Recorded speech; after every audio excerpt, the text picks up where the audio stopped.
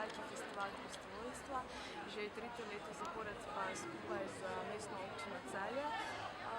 Mi smo izredno veseli, da že imamo takšno dolgo tradicijo. Prostovoljstvo je namreč tisto, ki seveda krepi našo družbo in s tem seveda tudi mesto Celje, da mladi in seveda tudi starejši razmišljamo o tem, kaj lahko s tistim, kar imamo, damo in seveda nadgradimo drug drugega. Jaz verjamem, da je biti prostovoljec tisto, s čimer prestopaš meje v sebi in v drugih in seveda s tem prispevaš k solidarnosti, k socialnemu čutu, da torej narediš nekaj več. Hkrati je pa treba povedati tudi to, da s temi aktivnostmi stopamo tudi v svet neformalnega učenja, da s tem rastemo, se učimo, verjamemo in tudi potrjujemo drug drugega.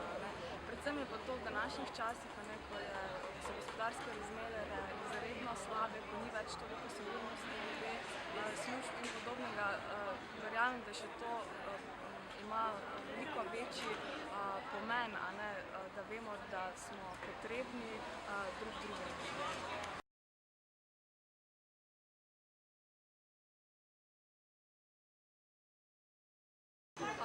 Prostovoljec leta, jaz bi tako rekla, mora biti predvsem srčen, odprt, iskren. Torej, zdaj govorim o nekih pojmih, predvsem pa seveda predan delu in seveda, ker je predan, da je tudi vzor drugim, da se je pripravljen učiti, ker biti prostovoljec pomeni tudi določene dolžnosti in pa seveda pravice. In tisti, ki to izpolnjuje, vsekakor najbolj